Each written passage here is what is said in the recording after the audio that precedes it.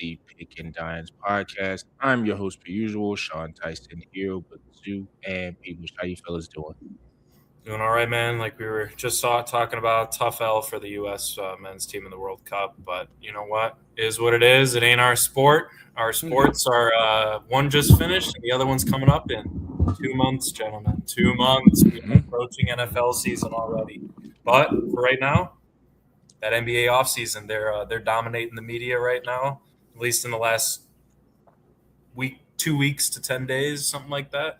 There's been some wild moves, a lot of trades, some sign-in trades, a couple decent signings as well, and teams are shaping up. Man, the centers are at a premium. Zoo. They gotta be ready for Wembanyama, whether they're in the East or West. It doesn't matter. Absolutely, absolutely. Free agency has ramped up because it's crazy. Because that Giannis Antetokounmpo news, man, I found out the Greek freak got traded when I was in Greece, man. Like I was walking on Athens, I saw the Antetokounmpo brothers store, and then the next day I see Giannis get traded. So get traded to the Miami Heat. So free agency definitely ramped up. A lot of big moves of big names right now. A lot through trades. Not really too crazy true free agency signed, but a lot of trades so far. And the biggest signing with LeBron is still pending right now. So we'll wait his decision. But I feel like he already made up his mind. But you know, LeBron, he likes building up the tension. He's like having serious discussions with certain teams. He already made up his mind. He already knew which team he's gonna come home to. So I think everybody already knows what's gonna happen, but the suspense. He's trying to build that suspense up for that Netflix documentary that he's working on. So HBO, I think maybe too. Is HBO? I don't know, but he's making a doc and he's gonna try to sell it. So and I know who's gonna ruin that documentary. His name is Donovan Mitchell. That's exactly who's gonna ruin that documentary. I would almost want to see, like, you know how they have the credits on, like, you know, who did what. If like Donovan Mitchell and Coco Jones, who, if you're not familiar, is a talented R&B singer that he is might be engaged to, if I got that correctly, as like credits on like his documentary, because I think there's going to be a lot of FaceTime between those two if the does end up choosing the Cleveland Cavaliers. But I do agree with the premise of free agency. It kind of feels like with this new second apron and all these, you know, manipulations you have to do with the cap to get your team in working order, where you're not having to do luxury tax. It's making free agency a little bit more lackluster. So maybe, you know, in the future, we might not have as many, you know, splash free agency signings and more having to lean on the trades, and which I think that's just always going to be a part of the NBA DNA. But it is going to be interesting to see how that plays out. So, Peebush, what are some of the things you saw from these last, you know, 2 weeks or so with free agency that caught your eye? I would say one of the, I think, more even trades for what both teams are shooting for is that Clippers Raptors Kawhi Leonard trade, man. I mean, for the Clippers on their side, that they unloaded. Aspirational trade, huh? Aspirational trade. Yeah, you know, a little escaping U.S. jurisdiction. If somebody, he got a new management. Bye, Uncle Dennis. Got a new agent. Yep. That trade. But look, we know what happened there. Look what the Clippers. We've talked about them for years. A couple years ago, Zoo had them as, you know, Western favorites, and you know, Russell Westbrook was the key, and you know, and then he wasn't. And they've had stars in and out of that program for years. Obviously, it all started with Lob City. You know, they had their Paul George time. They had their James Harden time. They've had Kawhi Leonard over there as well. They've had a mixture of those guys, and it hasn't panned out. They haven't really made too much noise. You know, even with Luka Doncic taking them down in the bubble, you know, things like that, right? This team just can't seem to get over the hump. They're the second team in LA. They always have, and always, at least in the foreseeable future. We can talk about the Lakers later. But with that trade, getting Brandon Ingram back, look, he's not the greatest scorer in the world, but he can put up numbers. He's good on a team that did pretty well in making moves. That Zubac trade, we've talked about that, getting back a top 5 pick. They obviously got Benedict Mathurin there too, Brandon Ingram. They were the ones, right, that drafted Wagner, right? Am I wrong there? Great guard. We all kind of like him too. He was a great pick out of Illinois. You know, potentially could run that offense with a couple wing scorers. We'll see what else they do. But for me, man, it's what the Raptors gave up. They gave up 2031 and 2033 unprotected firsts. They get a pick swap next year.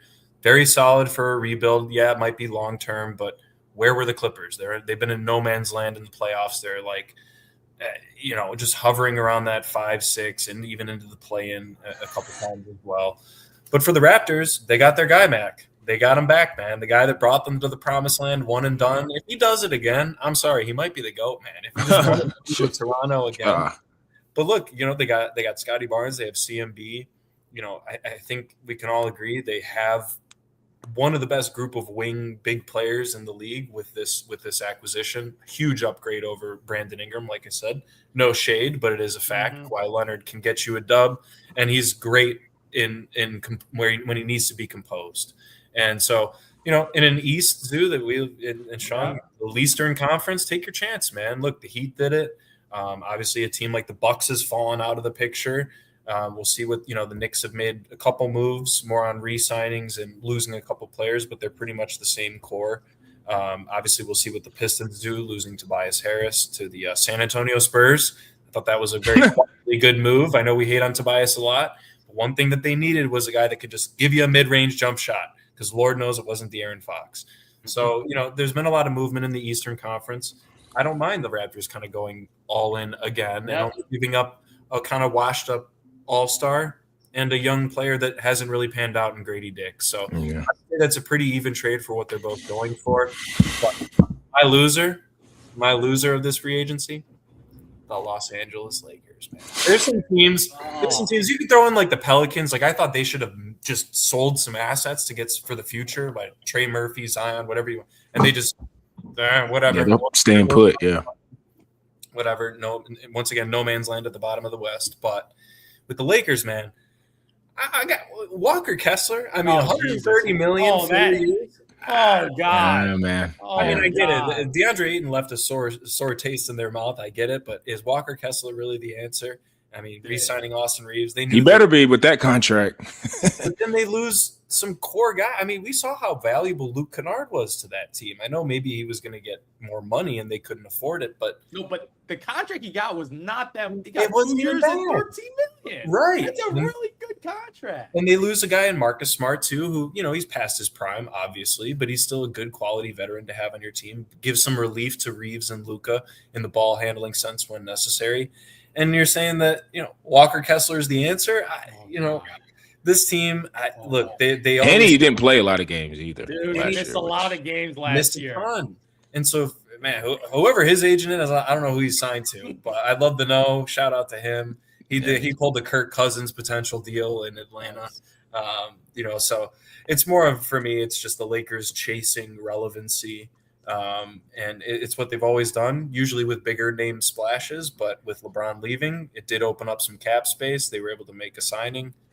It is what it is, man. I think they're going to be just in kind of that mid to bottom tier of the West. They'd be lucky, I think, to get a 6 seed with how the West is shaping up. A few of the other moves, a team that we've talked about in the expansion, making a potential move over to the East. Well, they just got their nice little backcourt duo in LaMelo Ball and Anthony Edwards, and I'm going to get into them a little bit later on our other topic. So, yeah, winners and losers. There's been so many. You could include a list of 6 in each category. I wanted to focus on the Raptors. I know. You mentioned one of the biggest losers. I'm going to add a little to that. I don't know what they were thinking with this Walker Kessler, man, because I'm looking at the assets that Utah – Danny Ainge probably like, I like Walker Kessler, but you guys love Walker Kessler. Yeah. The number of unprotected picks and pick swaps. Exactly. That's 4 years of draft capital that they got. And they had to pay him 4 years, $130. Like, think of that. And the guy played 5 games last year. Think of that, too.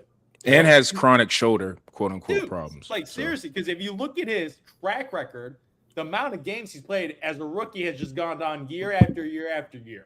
So, like, this guy is a bigger guy and it has an injury history.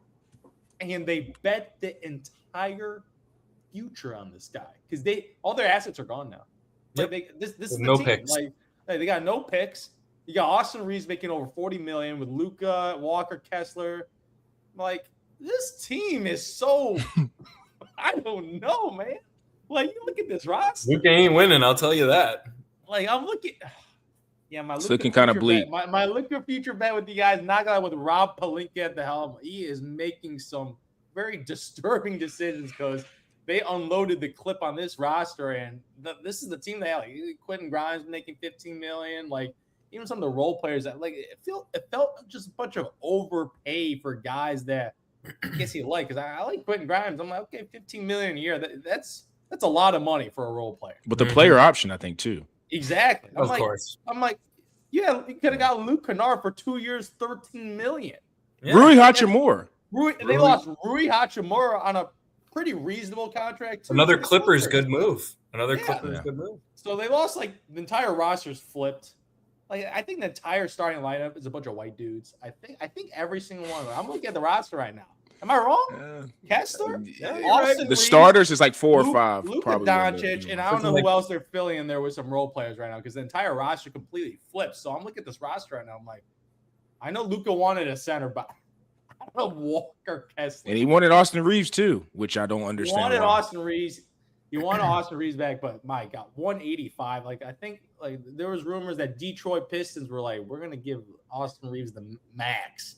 So then the Lakers were like, okay, we got to take care of our guys. Just let him walk. I mean, I love Austin Reeves. I was thinking he was going to be all NBA when he first started, but like, let him go. Not after that playoff performance. Yeah, exactly. And that is part of the reason why I was like, okay, you can just let him walk. 185. And then not only that, they also lost LeBron too. So I'm like, I think this team's going to be worse than the previous year, like last year. Sure. Like, who were their wing defenders? They don't have one.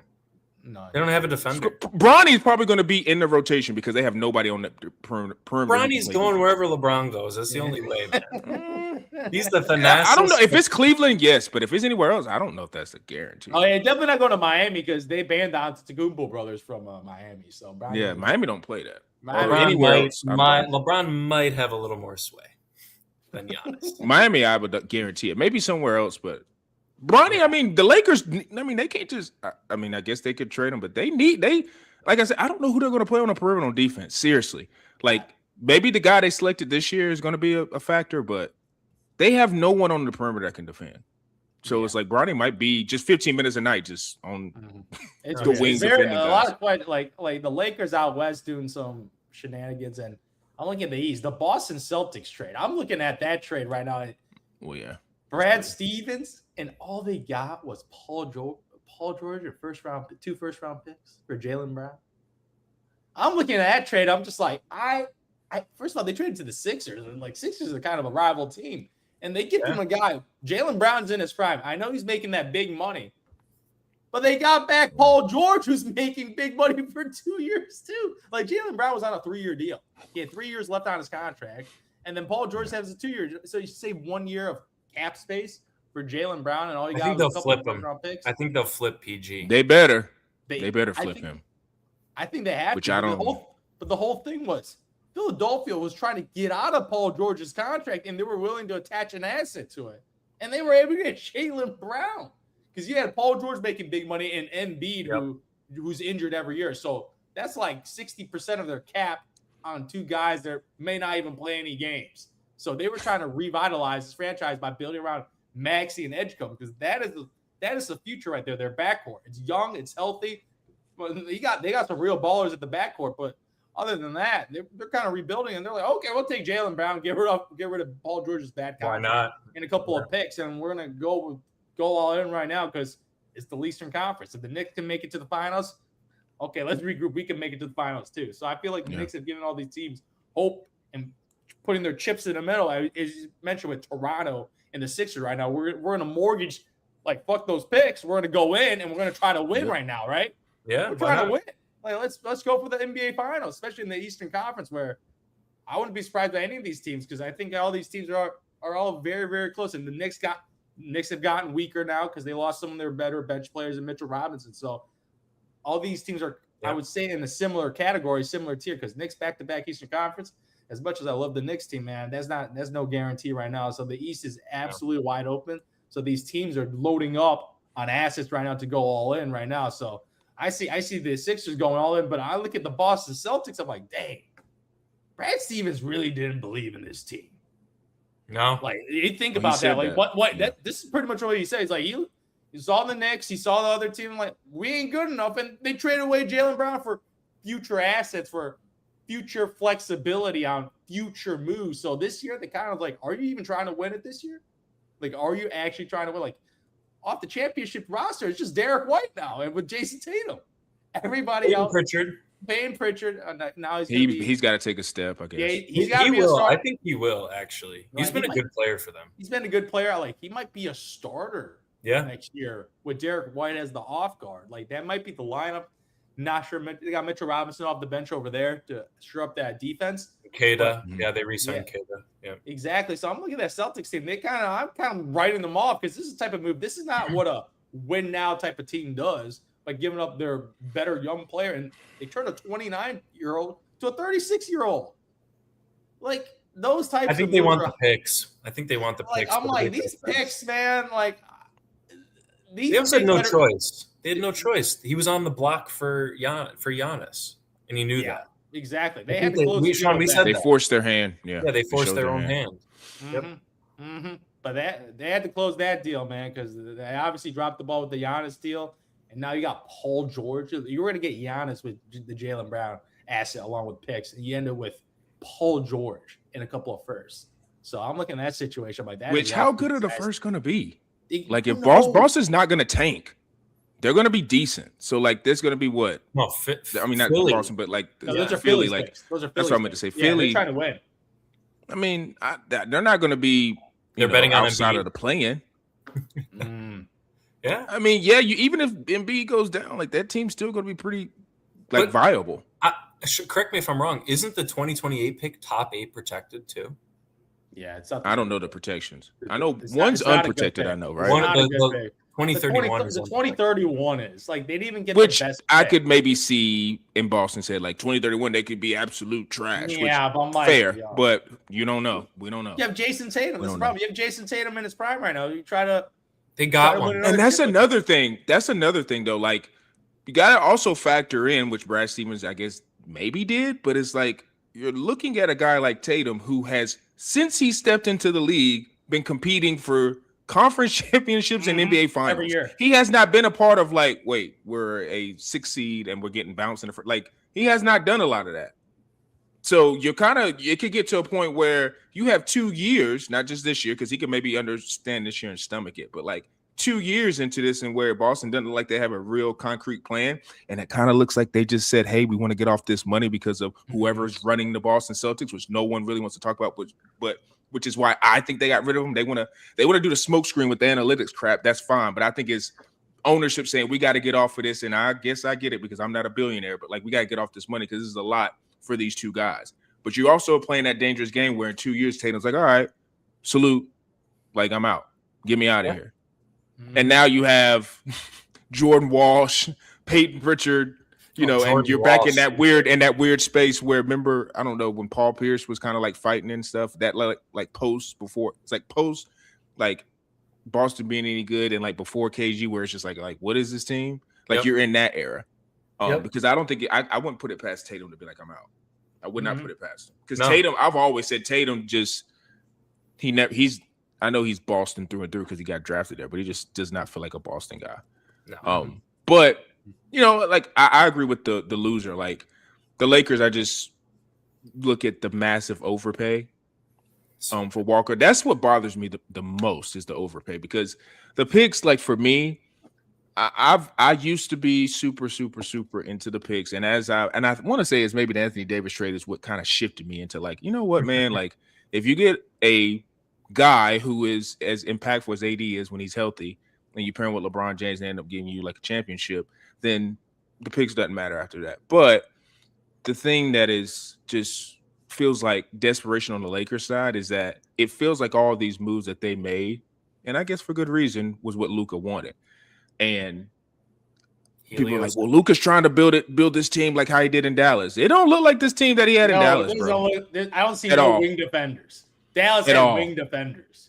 A lot. Like they had a lot of guys that were 3s or 4s. Yeah, and a active center. Like Kessler's probably more offensively skilled than. Yeah, he's not a lob. He's not Derek Lively. Yeah, he's not a lob guy. Yeah. So Different players. It kind of, I don't know if Zoo or people said about the scarcity of the center market, but I think that's just what it was. They didn't have any real options of, guys out there that they could make because it's like you what do you overpay, I guess, for Mitchell Robinson, which I don't know how much you would overpay, but he is what he is. He's a defensive guy. He ain't a lob threat. There's no, guy out there that you thought you could get. So, the picks aspect of it, I'm not as mad. And also, too, and sometimes I feel like get over exaggerated because it's not like they give up every year's pick. So they still, because what is it, the stipend rule? So they have a pick. They just can't trade and do it for future deals. So that's where it gets kind of a little scary because if Walker is not, because Walker pretty much has to be all-star level now. Like he has to be an all-star level big with Luka, and I think that's possible, but he has to perform at that level. And then when it comes playoff time, just and be healthy. Center matchup. Yeah, be healthy and just pick a center matchup. Like he has to match it. So that's a scary thing. And to your point, the only way this becomes them becoming a 5, like, because I can't even see them being like a top 3 seed. But like if they could even just sniff a 5 or 4 seed, is if Cameron Carr, who I've seen play in the Summer League, he's looked really, really good. And Adu Thero was a guy they drafted last year, super athletic guy that can dunk and stuff. If they become your 2 wings that are athletic and can switch and do all that stuff, then you're cooking. But that's asking a lot where Adu Thero is a second-year player who kind of got in at garbage time against the Rockets and then a rookie. So, you still got Jake LaRavia there. And that's what I'm saying. Like Bronny, it would not be shocking if he's on the Lakers that he is playing. Because, like, from a guard position, Colin Sexton, maybe, like, he's a good guard, and he's I guess a 2-way guard, but like you're gonna need more than one if you want to keep bodies fresh. So like I think there's a real possibility he could get legit minutes as just like a spot up shooter, and you guard their best point guard. So was not excited with a lot of what they were doing. For me, obviously, the Jalen acquisition was something that is just, if you're just a novice, you just started watching basketball last year and saw like, okay, Jaylen Brown played for the Celtics. It was really good and got the team to the playoffs. Tatum came back. They came up short, but Jaylen Brown looks like a guy. And then if you're like researching and trying to be like, I want to learn more about this guy, it's like, oh, he's a finals MVP. Like he's been impactful. He's a 2-way guy. You're like, oh, seems like a, really good player. Him getting traded to me, like I said, people want to hide behind the analytics. I get it. That's fine. But I just think it's super dangerous, man, to be trading a guy like that who's in his prime and is ultimately going to be a division rival. And anytime the Celtics play each other, or when they play the Celtics, it's probably going to be a showcase game, which that could be a detriment and that could be good. It just depends on how you channel it. But I also think like, Philly, whoever I don't know who, I should know who the new or not owner, but the GM name is. I don't know if you guys know who it is, but his whole just go for it attitude, I really appreciate, because to me, part of why I think they made this move was VJ Edgecombe playing as well as he did in the playoffs. I think they saw him as like, okay, he looks like a guy who can take another step. So now we have these 2 guys in Maxey and Edgecombe who are just bona fide dudes. And then you're bringing in, I guess you could say it's not a replacement because Jaylen Brown's like the best player on the team, but it's like a certified bona fide wing player on the team. And then obviously you're just banking on Embiid's health. But I just like the go get it attitude from that, because to the point of what you have with the Knicks, like one could argue the Knicks went through trials and tribulations the last couple of years. They didn't just form this team and they got good, but once they got through that, you saw in this recent playoff run, they were ready. So with Philadelphia, it didn't always guarantee that they get Jaylen Brown, they're going to automatically go to the finals.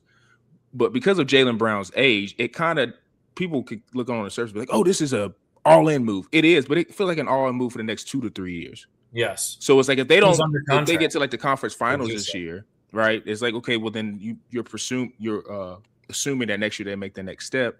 And like you say, with the 3 main core guys that I'm saying healthy guys, because Embiid is a core guy, but you just never know with his health. Like with Maxey, Edgecombe, and Jaylen, is like it's going to be really interesting because I don't think they're going to do anything with Embiid this year. I don't. I think they're going to try to at least see, okay, let's see if we can keep him healthy and see how the team meshes together. But if he gets to a point where Embiid's on like, he's not healthy, he's whatever, and they try to flip him or do whatever, I'm interested to see what the team looks like after that. and how it progresses. Because, I just have a lot of confidence that team could do a lot of damage. And with a motivated Jaylen Brown, who I think has the confidence and swagger of like a guy who won a finals MVP, even though it just felt like in Boston, it was Tatum's town, which obviously it is. And obviously you had the debates of like, who's better, Tatum or Brown? Which, okay, analytics and most people are going to say Tatum is. But it kind of felt like Jaylen, and this not trying to get into off-court stuff, it's Jaylen was a little bit more of a, if you're just looking at personalities in the locker room, it just felt like Jaylen could be like, oh, like this guy is going to assume a leadership position and going to maybe get into people that maybe deserve it. And Tatum's more of a, we're just going to go with the flow. So when you're Tatum and it's kind of like you're breaking that tie, that's maybe where a lot of people maybe got tired of Jaylen Brown. But I got to a point where I've been defending Jaylen for a while, and it just feels like Tatum obviously is the better player, but it's a lot of evidence that shows that Brown has showed up in bigger moments and been a more impactful player. And it almost kind of just feels like sometimes we get so stat, and I could fall into this, but like Tatum's taller. He's 6'10", and he's just, I thought in my head like this. If Jason Tatum was 6'6", how much would we be saying that he's a way better player than Jaylen Brown? I think we get it. We love measurables of guys. And it's like Jason Tatum, I'm not arguing he's better than Jaylen Brown. I get it. But like people act like it's this gulf, and it's going to be really interesting to see how both, obviously Philly has a better team, but like you're going to be asking a lot of Tatum, like time to go carry, son. Like you might need to have an MVP season. And I don't know if he's ready for that. Especially not that he's fresh off of it, but he's still coming off of Achilles. Yeah. So it's like, I don't know. I'm kind of weirdly rooting for Jaylen because it just feels like there's a lot of disrespect. And I think it's because Tatum's a good guy. And Tatum has a relationship with Boston that just makes them feel like they're whatever. But have a blast because it could bite you, Boston, man. It could really bite you. So I don't know. They're my part of the loser group, I would say, as well. Like I said, for me, the winner obviously was the Sixers. Like set up in Lakers. And I don't really have any other what about analysis of like a lot of teams. We haven't talked about the other trade. Hornets and Timberwolves. Oh, the Hornets. And the Hornets moving Miles Bridges. I thought the Hornets made a great call. I mean, look. They moved on. They made a stance of moving on from the crazy era with the lunatics. But not even that. It's like they said, okay, yeah, but it's also right. Bridges has already been paid, right? They had paid him. LaMelo, obviously, on a max contract as well. Both of these guys, extension. Yeah, the extension. But both of those guys, paired with, Khan and Kobe White there for a little bit at the end of the season, they got you 44 wins. And you weren't competing in the East. You weren't even competing in the East. I thought this was a great move. They didn't trade. They still have Khan there, right? They re-signed Kobe White. There's still going to be a play-in team, maybe on the cusp of getting that 6th seed if they mesh well together. But you got your books cleared, and you have good future draft capital. So, I thought that was a good move. I also think it's a great move for the Timberwolves, kind of a mutual for differing reasons. Had to keep Ant happy, give him a backcourt running mate, a guy that can actually handle the ball, right? It'll be interesting to see the ego between the two. I think that will be the hump to get over. I actually think Melo will. I think he'll back off a little bit. Yeah, I think because Ant's kind of got Ant showed it clear. It's clear. He showed it too. He's been to Western Conference Finals. Yes, he's the dude. But they still get. Melo's not a dummy, but they lose their 6th man, right? In Nasri, that another. I thought that's a great piece. That's a huge loss. After getting rid of Julius Randle, they lost both their power forwards. I agree, but I like Jaden McDaniels, right? And you still got Gobert. I know we all have our own thoughts on that, but I don't know. They could have another guy that might want to go to Minnesota. Not that. If they can convince him. Not Kevin. In no way in hell LeBron is going to go to cold-ass Minnesota. Oh, like Cleveland's any better. Who wants to go to Cleveland? Because he's from there. Who cares? They're like, dude, they don't. Okay, we're getting into this because I got to say this. They lost Dean Wade.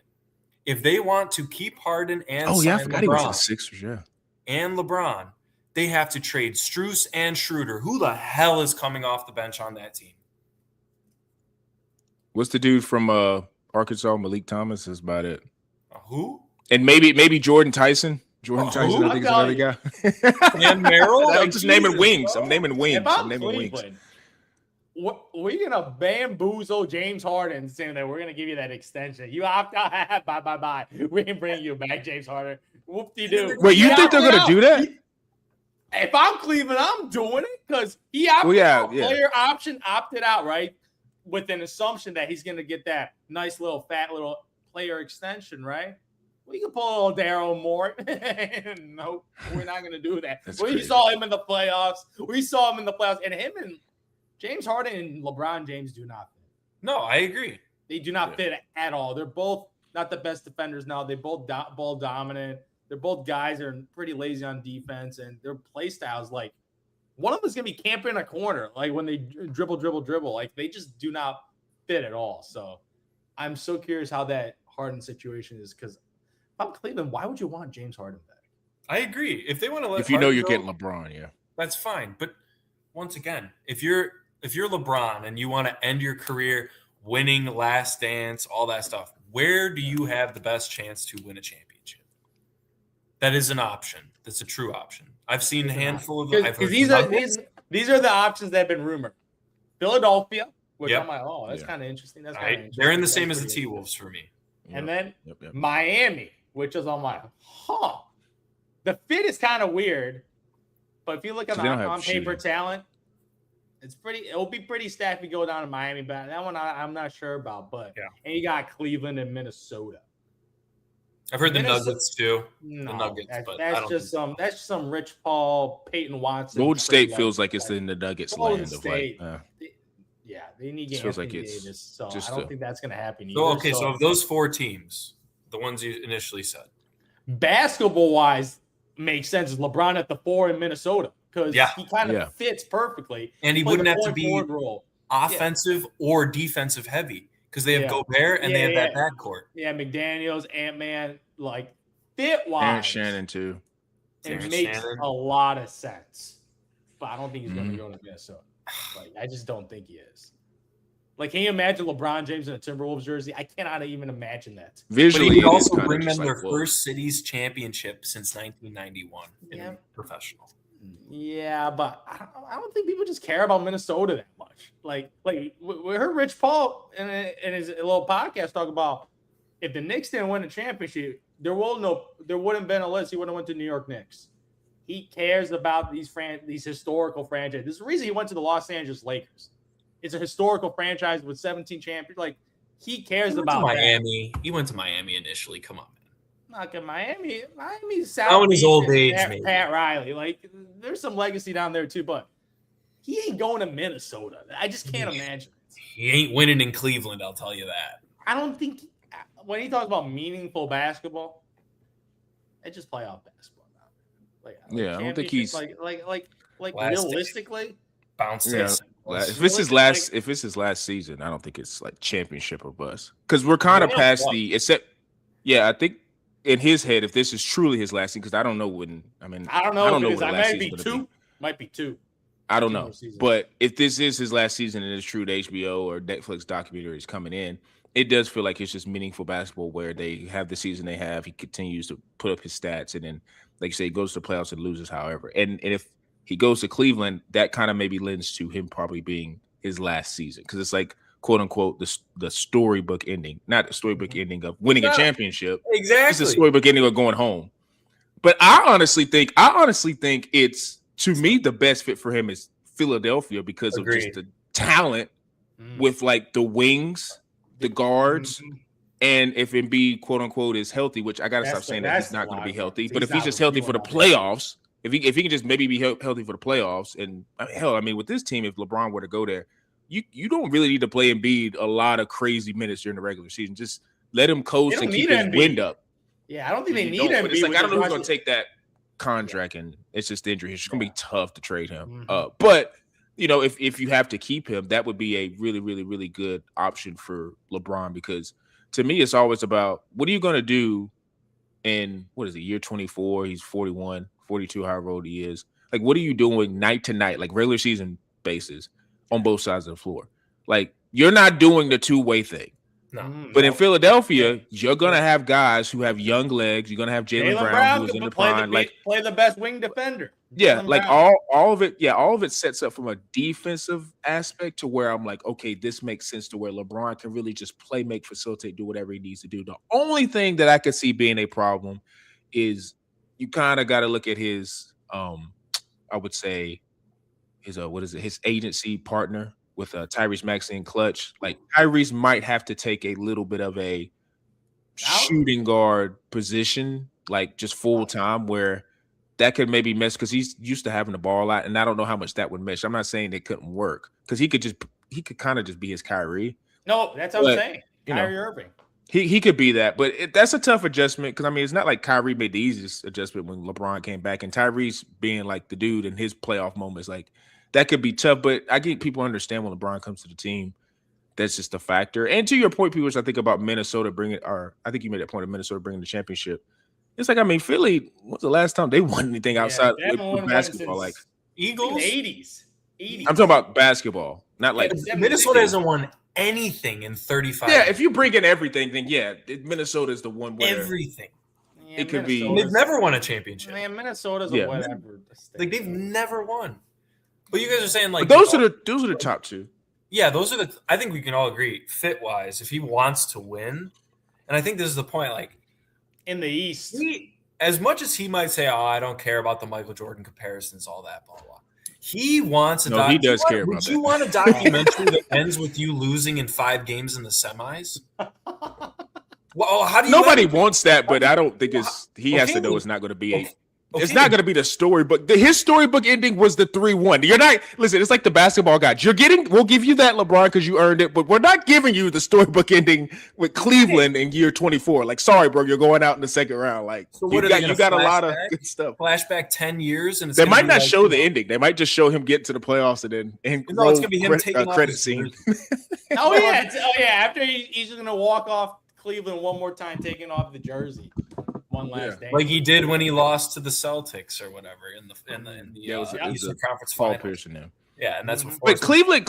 If it's Cleveland, it's more than likely a. But listen, I will say, and it's not just really a LeBron thing; it's just a league thing. Like he is old, but it is something when LeBron comes to your team. Stuff kind of sometimes like gets to a point and. This would be an insane achievement if he were to get Cleveland just even to the finals or some stuff. Because the thing with him is like, or with Cleveland, like we've talked about since Donovan Mitchell's got there, it's like on paper, quote unquote, like they have the guys. So it's like part of their problem is they just don't have anybody to lead the ship. And it would be interesting to Zoo's point. If Cleveland really does do the fake handshake here, then I'm out of here on James Harden. If they really do pull that and they bring in like just a decent wing or something like that, then it could be believable that they could maybe make a conference finals. Now, if you're telling me they're going to win the finals, it just depends who comes out the West. Because this time last year, we were all OKC and whoever, and then the Spurs came up and then they end up getting mollywopped by the Knicks. So like with so much parity in the league, there is like if they were to get to the finals, I think they probably could win it. Because I just don't think what did the Cavs miss this year? What did they truly miss? I think it's they don't have guard. I think they need a point guard. So if you don't sign Harden, you let Harden walk. That means you get to keep all your shooters. Great, that's awesome. Donovan Mitchell, Mr. 4 assists a game or whatever he averages. Is he bringing the ball? Donovan's a scorer. Exactly. Brown will go point forward mode again. You're asking him to do that all year? I'm telling you. Not all I year. think he wants just to because he kind of was talking like he's like, I took a back seat because we had Austin Reeves and Luka. I was playing my role. I don't think he wants to be the third option on his team. And that Houston series kind of showed what. That's what he likes to do. You guys. I was like, Brown got to unleash against Houston and whoop them and played like prime LeBron. Mm-hmm. So Brown can still do it. I don't know about every night, but I think he wants to be in a role where he's at least 1A or 1B. And in Cleveland, you have Donovan Mitchell as the true scorer, and then LeBron will be like the best player on the team. Like just classic 1A, 1B. Donovan got paid like he's an all-star 2 guard. He didn't get paid like he's an all-star point guard. Which is another discussion. He joins Cleveland. and they Yep. face the Sixers. Who are you Yuck. taking in the series? Yeah, I gotta see the rest Probably of the taking- Cleveland roster. No, let's just say like LeBron gets signed. If Embiid Harden is gone. not healthy, Cavs. But if Embiid's healthy, then because that's the He's- equalizer to me Really? is Embiid. Yeah. Yeah, because Embiid, I think he would. If Embiid is healthy, he's mollywhopping whatever Cleveland's got in their front court. But if Alright. he's not there, you have The thing is, he's not been healthy for the last 3 years, so he's not gonna be healthy. yeah. So we He's Agreed. only getting older. So I'm assuming NB's gonna be injured Out. because he's been injured. he's gonna Exactly. be out. Yeah. So like you got Yeah. Jalen Brown, Maxi Edgecombe, and I got Bron, D. Mitch, and like Evan Mobley. I'll take the Cavs. I'll take the Cavs. I'll take the Cavs over Yeah, I the probably Sixers. would take the Cavs. I'll like bet 6. they don't. I bet they don't even make the conference finals if they lose Harden and take LeBron. Well, see, the thing is, we can't make. That's the thing. That's to my point. Like, that's why I think it's a possibility that I'm not just saying the Cavs. Like, say LeBron went there and they did the James Harden sneak deal. I think all of these teams, if Bron were to go to Cleveland or wherever he would go, like everybody outside of probably what, like maybe the Wizards, who knows, like. Just name your bottom tier teams. Like all of those teams, you could make a case, Halliburton come back, that they could make the conference finals. That's how balanced the Yeah. East is. Like there's no Yeah. team that's Yeah. just like whatever. And I think LeBron, if he were to go to the Sixers or the Timberwolves, which I know is in the Western Conference, but like the Sixers, it obviously shifts the power to where you could maybe say it's 55-60, but that's not also a guarantee either. It's just probably the strongest one. But like it's not, and also too, we kind of understand like with playoff basketball, and I think the Knicks prove this, man. It's like experience matters. And it's like Jaylen Brown, even though I've been singing his praises, is like stuff changes when it gets to like if you're telling me you're going against LeBron in the conference finals, I don't care if LeBron's 41 or 51, like that, it's going to matter. He's going to intimidate somebody because it's just that's a moment. That's just how it happens. That like just how the Knicks, like everybody, including myself, was kind of looking like Wembanyama the talent. They beat OKC, and then look what happened. They could not handle the bright lights. So I think that does matter. So, but I agree. If he were to go to Sixers, it feels heavy on, that could be the representative of the East. And if he goes to Minnesota, I think they're. He'd have to take the veteran minimum at tough. either of those spots. He has to take the veteran minimum, which he doesn't need the money. We all know that. Like he doesn't need the money. Bron ain't taking the veteran minimum. I don't think he is. Yeah, I think I've he changed might. my mind on that. I think he might. think that don't might think be he a- cares. Wow, I'll be shocked. I'm telling you, he wants. To your point, what he deal wants, is he going to sign then? he wants to find the perfect medium of being involved enough where he can have a huge part of a documentary and being a part of a winning, and he wants to win. So you could argue probably the Sixers is the perfect of that because he's definitely could be more impactful than Edgecombe, Embiid, whatever. Yeah. Maxey is the Oh, Maxey. him and Max are the two best players Well, on the roster. Well, Jalen Brown. We got to throw Jalen Brown in there too. At 29 LeBron- versus, LeBron- they're close. Yeah, They're I'm close still at this taking point. I'm still taking LeBron over Jalen Brown. Okay, but it's close. It's 55-45. Mhm. LeBron's favorite. Yeah. That's fine. He goes to Minnesota. He's the third option, which is what he was in the Lakers. But they actually have a defense, and they have two true ball handlers behind him. Mhm. And he's Oh, got yeah. another, and he's got a Robin in McDaniels as a defensive wing. Yeah. Or- The fit makes They a would lot win. of sense. They would be my favorite in the West. I hate to say it, but they would. Yeah, the fit makes a lot of sense. And if he takes the veterans minimum, I'm picking Minnesota. I know it's Minneapolis, and I get that, whatever. But I think I'm banking on him wanting to end that documentary in his career on a high note, and Minnesota gives him the best option to do that. And two, it is the lore of if he were to win a championship at Philly or Minnesota, then it kind of in his notch to greatness as being the greatest of all time. That's gonna add in his head if he's thinking from a strategical aspect or angle. It's like, oh, like it just adds to that. And like with Cleveland, one could argue it'd be even sweeter if he brought him a second championship there. It's like, yeah, it would be. Like it won't this championship they win in Cleveland wouldn't beat the first one because of the 3-1 aspect. But either way, of course, ideally you would want to win and be the champion in your storybook ending. But Of course. I don't know. Then that's why it's like it's going to be interesting who he picks, because I do think if he picks Minnesota or Philly, I don't think he's retired in that year. I think it would be probably a 1 or 2 thing. If it's Cleveland, it's kind of like, okay, because everything just adds up to be like, okay, let's set up. We got the tickets. We're going to start doing all this stuff. So, and I think Cleveland really has a strong indication that they think they're going to get him. So I don't know. Mhm. I don't know. Like LeBron has a really good way of making us building anticipation. So we'll see. But yeah, from a basketball fit, Minnesota and Philly is where I would want to see him. Minnesota got rid of their power forwards for him. Yeah. They got rid of There's no competition. Yeah. So I'll be excited to see what happens. And I do think the East, just overall, wrapping this up, is like, it is getting to a point where, and it just speaks to the parity of the league, really. The West has still got the belt, even though they lost. They still kind of got the belt in terms of mix of young talent, young superstars, and just overall depth of rosters. But the East is rising, bro. Like, I was even just thinking in my head of like teams of like, who's a like just bottom of the barrel Eastern Conference team? Like, who would that be? It's the Bulls. And it's just The like, Bulls. but then it's The like Bulls you and still got Nets. all that Bulls young and talent. Nets. Yeah, the Nets, and I like what Mikael Brown Jr. was throwing around, but Well, I don't know if you've looked at the chat, but we've got your boy in the Let me chat. kinda We're glisten. talking about Yeah, the he's a- Cavs. He said Cavs win it all. I'm throwing a flag on it. Cavs winning the championship this year. Jesus. And I think that's definitely predicated on if Bron goes there, which is fair because he is a Cleveland Browns fan first and foremost.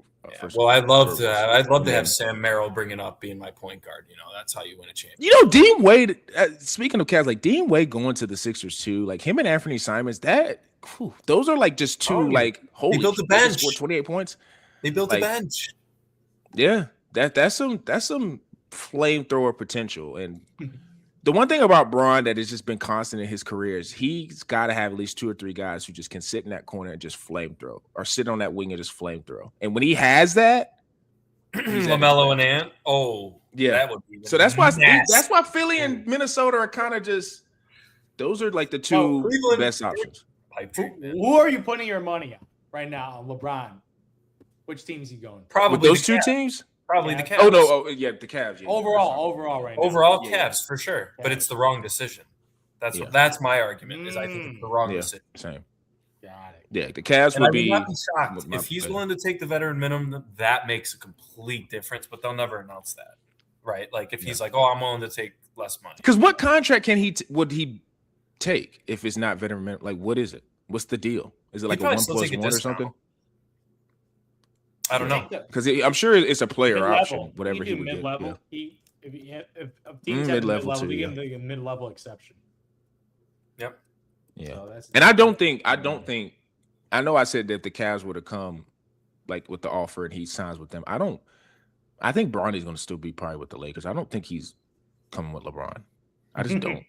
Because I don't think the teams just like, I think the teams are like, okay, we got Bron. I think Bron's like, he's got him in the league.